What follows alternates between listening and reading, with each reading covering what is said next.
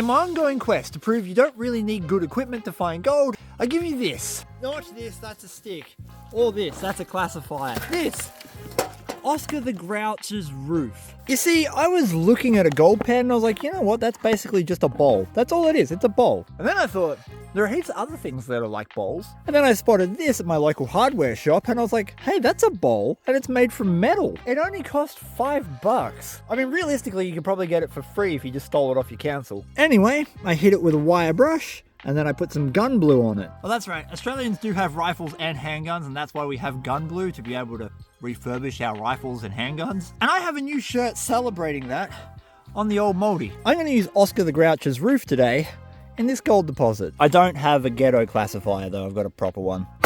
However, first I need to get my feet condoms on because there's a lot of stream-borne diseases over there. Does anyone know if feet grow when you get older? Because I've been a size 12 since I was about 13, and now in the last 12 months, the last 2 pairs of shoes I've bought are size 13, and 1 full foot size up seems excessive considering I'm in my mid-30s. Before I do anything, we need a regular pan so I can show you the gold. Behind me is a side channel that only gets operated like it's a machine, in a flood, and I'm not talking like a minor flood. When the creek comes up 15 feet, that's the only time that flows. But it flows, ow, that was mean, naughty whackers bonkers. But it flows through this. This is all tailings from the old timers sluice box. And so basically all of the gold that was in the old timers tailings that they didn't manage to collect is being concentrated in a thin layer on top of the sticky tape of the creek. My English not so good sometimes, the clay. I can barely remember high school. I can barely remember my indoctrination. Oh, can't see anything. That's better. Turning the lights up. Already got a few little pieces poking their heads out. Now, I don't remember this being a stupidly rich Bonanza City deposit, but I do remember it having some gold. I've been kind of holding on to it for a little while, just so I could do my bin lid video. Got a little bit of black sand there. And yeah, there's a lot of fine gold in that pan, but I know there's better flakes around here. That's what I managed to get out of just a couple of scoops of pay dirt, unclassified. Very, very fine stuff, but lots of it. However, I know that there's some nice flakes out there because I proved it when I went prospecting a few months ago. Anyway, Oscar, I'm gonna need your assistance. Gonna use that as my snuffer bottle today. There is absolutely no reason that this shouldn't work. I'm gonna use it kind of like a potato pan, where I fill this up with gravel, I submerge it under the water, and I shake it pretty violently back and forth, but I keep it level. Because I'm keeping it level, there's no way for the gold to lift up and out over the edge. And then if I just keep adding dirt to it and keep shaking it, it should all concentrate it right in the middle there. At least that's the theory. I learnt not to bang it. Oh, it happened again. My eyes. Easy as. The richest sections of Reedy Creek have always produced stuff that looks like this. This is getting towards what's called high velocity quartz. It takes a lot of energy and water to round off a piece of quartz. The smoother the quartz pebbles get, the closer you are to high velocity quartz. So that's closer. But more importantly, we know that that's what the old timers were chasing. So when we get grey crunchy clay in combination with this, we know we're in tailings. The never-ending battle with branches continues. I'm using a really tight mesh classifier today because the gold on Reedy Creek just isn't big. I don't need to be processing lots and lots and lots of gravel. We are going to check for agates though. So my thought is, if I just put it under the water and then kind of shake violently in a circle, it should reduce the amount of dirt that's in the pan, but also, if I do it in a circle, concentrate all of the black sand in the middle. All right, now we're just going to add to that.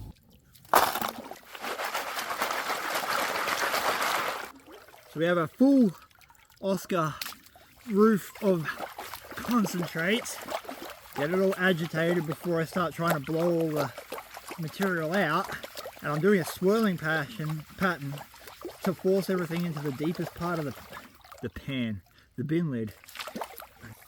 Oh yeah, we've reduced it. Now, I'm just wondering, if I use this like a regular pan, because that's a vertical wall, if we just dip and lift, That'll work. Obviously there's still a lot of dirt in here, but there are pieces of gold. I knew it would work. I knew it would work. It's a bowl. All gold pans are bowls. I've never seen anyone use a plate before.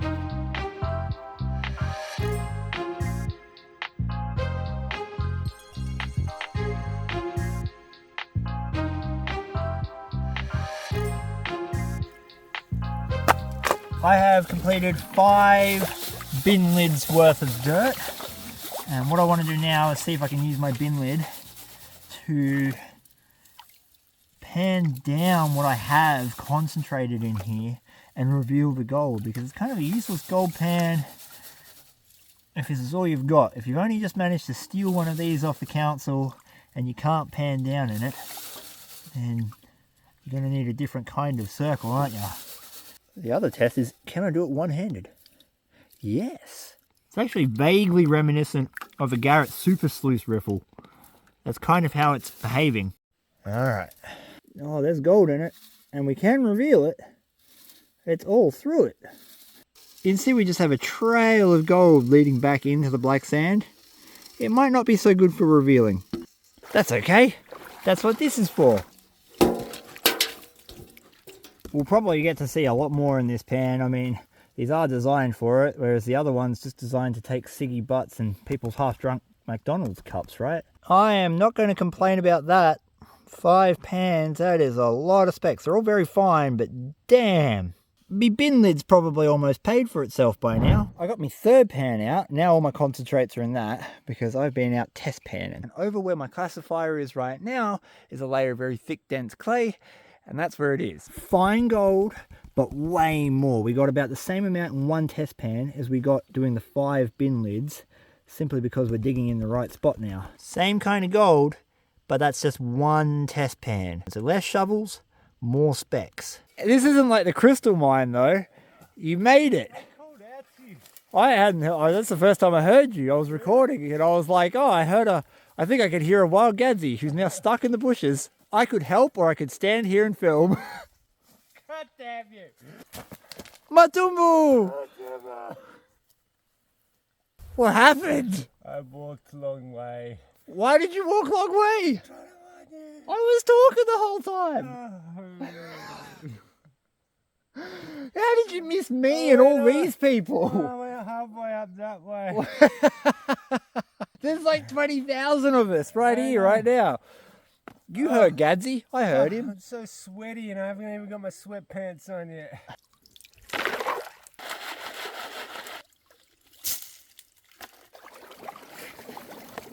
There is now the equivalent of 5 pans in this bin lid.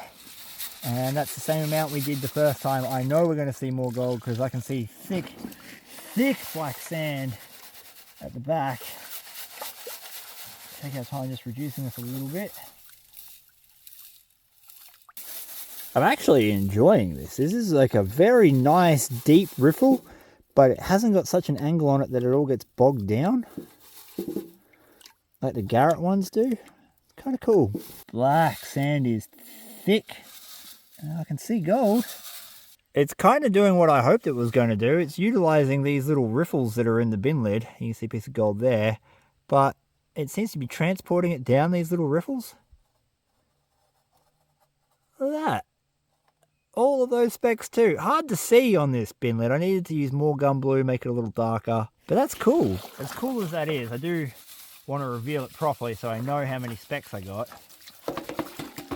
Interesting. I think we did get more specs, but not as many as I thought we would get. My thought is I might be blowing them out using a circular technique, because when I do that, most of the fast water is around the rim of this lid, and that's what's going to be kicking it out. So I probably have to go to a dip and lift method. So stratify and then tilt the pan and then dip and lift to wash off the concentrates. I reckon that might be a bit more accurate. But that's why I experiment, so you don't have to. Past Chris would have looked at that and thought, you know what, that's okay for today. It's pretty good. We'll stick around here. But modern Chris is just a little bit disappointed, because I distinctly remember there being good gold here. So I'm going to go over there. The spec count I'm getting here is good, but the pieces are so fine and so small that it would take a long time for them to add up. High bankable, absolutely. Panable with a bin lid, not so much. No. However, Senior Sweatpants has come back not with Bonanza City, but with Bonanza Hut. Yeah, hot. Bonanza Hut. Yeah, Bonanza hot. Get all your fresh Bonanza here. So it's moving day. Yes, let's go. Gadsy has brought me to... Bonanza hot. It's a puddle. It's literally a puddle. But that's okay because this puddle runs through a secondary channel, much like where we were working.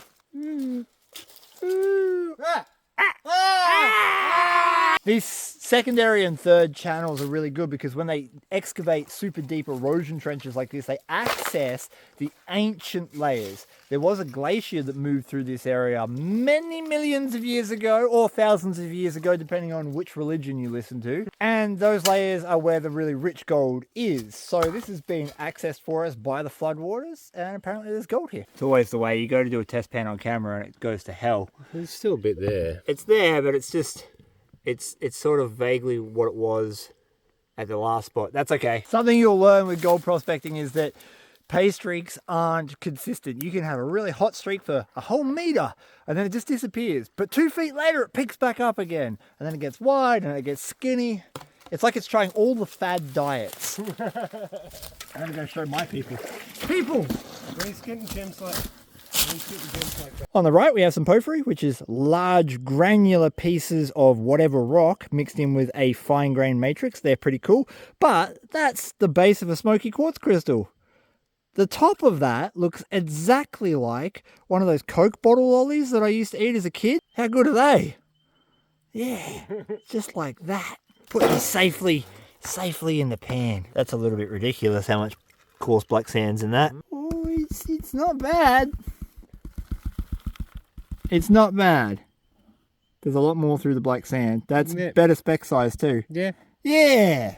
Bonanza hot, mate. I'm okay with Bonanza Hut. Yeah. Do they have on-time delivery? They'll say they're on time, but sometimes they're not on time. We interrupt this regular scheduled program for a story time with Chris.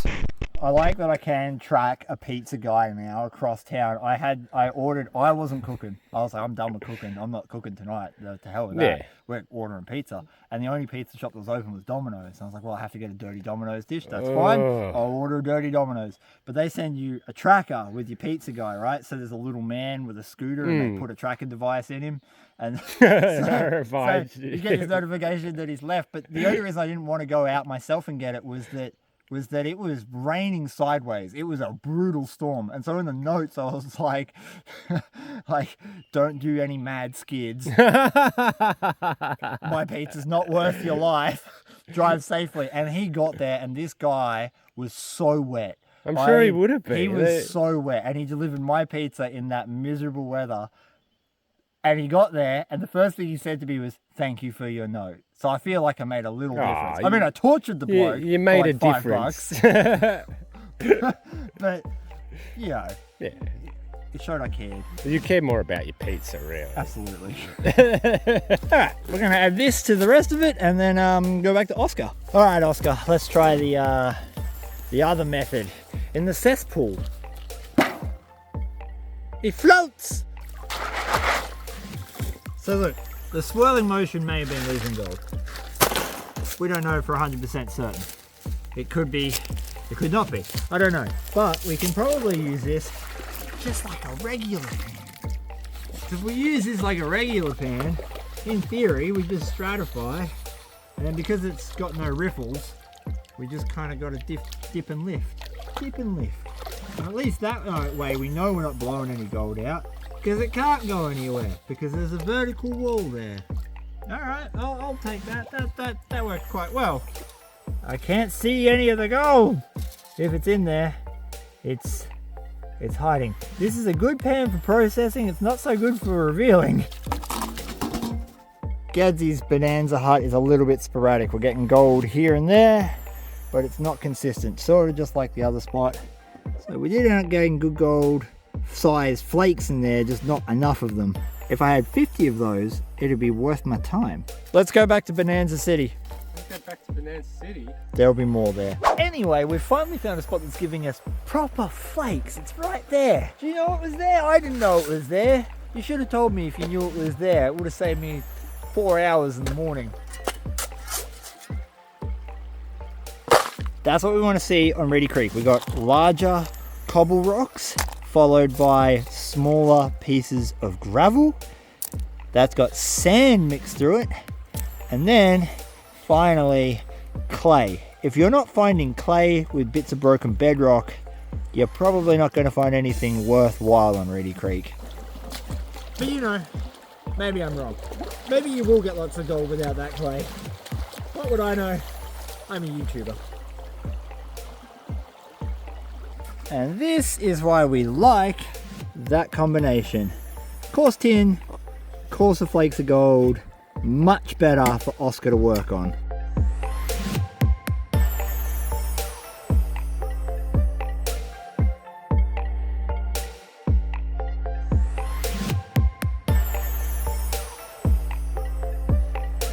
Six less scoopies. That's 3 bin lids to you in only 6 minutes. That's comparable to my Garrett pan, except for the fact that this holds more. So is it faster? I don't know. We don't have time for creek maths. What I do know is that there is a lot of coarse black sand in this, and I'm going to try to do a reveal. Oh, we have gold. I can see gold. It actually stayed up the top when you get enough. There you go. This tells you that you're on the gold because you need enough of it to let you know that it's in the pan. So you'll know you're on a good spot when you're using a bin lid because there's going to be so much gold that you'll actually be able to see it. That's cool. I got gold in a bin lid. There's some coarse black sand too. That's good because I'm just starting to get into tin smelting, Gadsy. Tin smelting. I know that using a bin lid is kind of ridiculous. I have every pan imaginable to go out onto a creek and use, and they all work really well. So why even bother? Well, because I know that there's going to be people out there watching my show who don't have the money, the access, or the resources to get hold of something like a proper gold pan. And a big part of my channel is inspiring people to get out there and have a go. So if you can steal a bin lid from your council, not that I can give you that legally as advice, I'm not saying do it, I'm saying if you did do it, you could go out and find gold. You don't need the fancy Mine Lab pans or the Garrett pans to go and do it. You just need a stinky bin lid. Oh, I forgot how loud that was. Let's compound my mistake. At any rate, I think I've proved my point that you can definitely pan with one of them. And we've even collected some decent looking gold for the little saute with the creek. Reasonable amount of black sand collected, and there is gold littered all through it. I've put it into the Garrett pan so we can have a better look, and you can see lots and lots and lots of that super fine gold. This is typical of flood gold. It means that we weren't really onto any good deposits until the end of the day.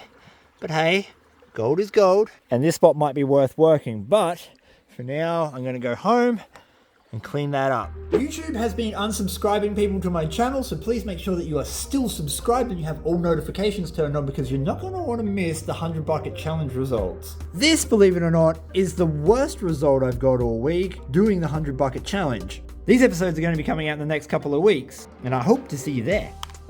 This is all the gold I managed to recover using nothing more than a bin lid. That's not strictly true. I obviously used a couple of Garrett pans there to do some test panning.